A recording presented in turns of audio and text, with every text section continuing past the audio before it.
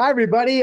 We have sunshine. Isn't that nice? As we say goodbye to what was a long stretch of cold, cloudy, wet weather. Now, temperatures still well below normal, only in the 40s this afternoon. We're still running in the afternoons a good 10 degrees colder than what the normal high is, which is basically up into the mid 50s. And we're still going to see below normal temperatures the next couple of days. But the forecast is all dry through Friday, and we're going to see some decent sunshine. So I hope you enjoyed this report. I put together some interesting things that I've enjoyed looking up, and hopefully you'll find it interesting. Here's the headline of my report right here. Portland, Northwest, dry days before a weekend rain. We're going to be all dry tonight, all dry Wednesday, all dry Thursday, all dry Friday. Weekend rain comes in. I'll show you that timing in a moment. There is still snow down in the southern tier of Oregon. So the dry weather is pretty much from Eugene and Bend and Sun River up to the north. That's already moved in. One of the big headlines, and I gathered the interest to look into this from one of your comments. So please, I do take the time to look at all of your comments, and a lot of you feed me knowledge, and I really appreciate that very much. It's always a learning classroom when it comes to weather and all the different areas of the Northwest. But this is interesting. So this is courtesy of the Eugene Register Guard. This is the summit of Mary's Peak in the Coast Range. It's the highest point in the Coast Range. It's over 4,000 feet. And look at all the snow in the photo. Really beautiful. This was taken several days ago.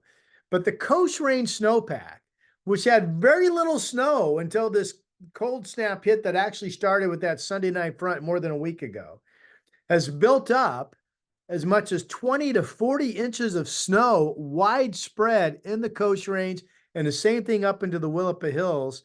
The 20 inches when you get up to about 2,000 feet, or certainly above 1,600 feet, has been pretty common. And then when you get up into some of the higher snowtel reporting sites of 3,000 feet plus, you start approaching 40-inch snow amounts. That is a big time snowpack that we now have sitting in the Coast Range, and something that we don't get every single winter, as I'm sure you realize. So we've got more fun coming on this. So let me jump out and get into this. This is courtesy of the National Weather Service office here in Portland. So if you're wondering where is that radar, when we show you the Portland radar, here's the radome. So the radar is actually inside that enclosed dome. This is up in the hills above Scappoose off of Highway 30, and it's a high elevation, 1,600 feet. So they had to go up there, apparently, the National Weather Service, and do some work at the radar site. And this was taken a couple days back, or maybe just one day ago, actually. And they had fun. Look at all the snow. This is 1,600 feet. So that's definitely well over a foot of snow up there. And maybe it was a little bit more than that. They enclosed several photos. I mean, this is right. It looks like the Cascades. So again, if you've lived here for a long time, you know that we don't often get widespread snow of, approaching 2 feet to over 3 feet on the ground in the Coast Range. It does happen, but it doesn't happen every year. So that's been kind of a fun story. And the Weather Service was out there taking a little playtime. Work hard, play hard with what they talked about. Now, our weather's definitely calming down. So let's go down to the Medford National Weather Service office. One of the headlines that they're talking about down south is now with the drying taking place and some opening in the clouds that will allow some cold, hard freezes at night. I mean, I have Portland down to 27 tonight. So that's part of the immediate story. That's a reminder to make sure that you have your garden hoses unhooked from your outside faucets and that type of thing. Medford, for the most part, much of the winter storm warning in Southern Oregon was changed. Not all of it, but a lot of it was changed to a winter weather advisory at 4 o'clock this afternoon. Now, this winter weather advisory in purple, this is Silver Lake down through Lakeview and down into parts of Northern California, is up into the morning hours of tomorrow. They're looking at another 2 to 5 inches of snow in these areas. Now, notice no longer any advisories or warnings for Medford or down through Grants Pass, but still some active weather in the southern portion of our state. Here's the National Weather Service watch warning map up in Portland. It's pretty clean. That's the winter weather advisory for snow. It does extend northward up into Willamette Pass. That's actually a freeze warning south of Florence along the coast. But we're going to have freezing temperatures here in Portland tonight, too. Again, the big story here is all the watches warnings for our local area, including The snow advisory over in Central Oregon, all of that has been canceled. So that's good news. All right, what else we got? I thought we'd take a second and just celebrate the view, right? So I'm really proud to have this 18 live camera network that I've worked really hard with properties around the Northwest to establish. So here they are. This is on my weather site, portlandweather.com. That's Tillamook Head from Garrett by the Sea Resort, partly cloudy skies. Depot Bay just clear from the Channel House. Depot Bay sits right there on the water, and then the Channel House does, looking across the harbor and up into downtown.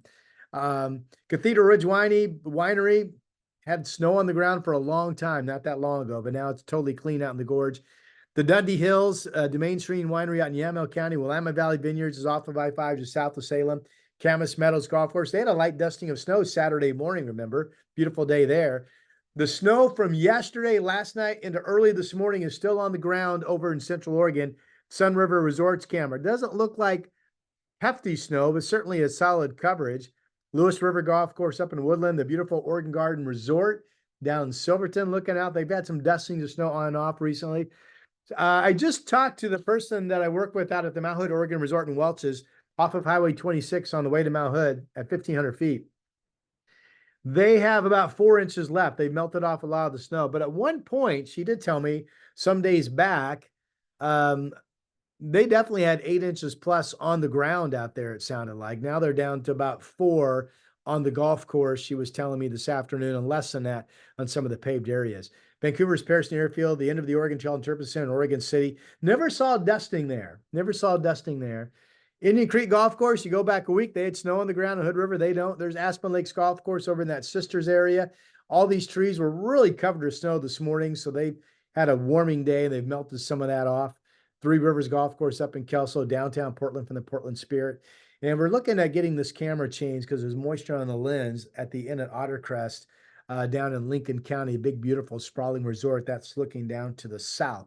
But clearly, pretty expansive live camera network. And the big story now is just wanted to celebrate some sun. Okay, let's get back into the amazing amounts of snow that we now have in parts of our state. Okay, so this is one of the SnowTel information maps. And if you look at just the color codings and the legends, so right here up in the Coast Range, I think this is the Saddle Mountain reporting site that's over 3,000 feet high.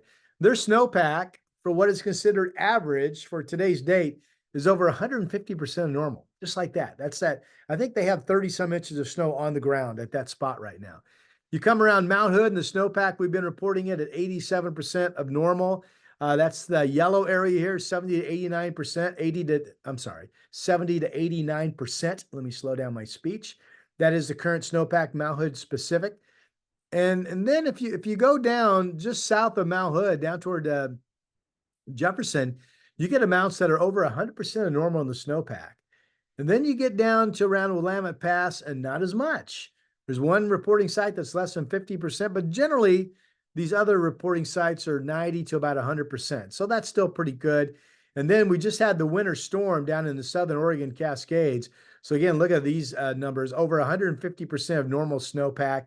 You get down into the Klamath Basin where they've had some snow over the past 24 hours. They needed it because some of the reporting sites are still under 50% of normal. So it's good to know that they had some. Out in the Blue Mountains right here, kind of varies, but there is Bauman Springs, 4,500 feet. They've got about 110% plus of normal. So there's some good snowpack out in the Blue Mountains. And then not as much when you go up into the Northern Oregon Cascade. So this is not good news, right? Not good news. Here we are north of Rainier, and you've got a lot of reporting sites that are under 50% of normal. You've got some other ones that are 70 to 89% of normal. You get over into the Olympics. Not great news. Snowpack under 50% right there in a lot of them. So that's been interesting to see. Now, this is that Saddle Mountain report. Again, this is at an elevation of over 3,000 feet in the Coast Range. And this black line right here shows you their current snow depth. Current snow depth is at 38 inches. Now, what's interesting here is that this top thing shows how much snow we have had in the Coast Range at times. Here is getting into March 30th, at one point, I don't know what year this was, but March 30th, the record snowpack for Saddle Mountain is 104 inches.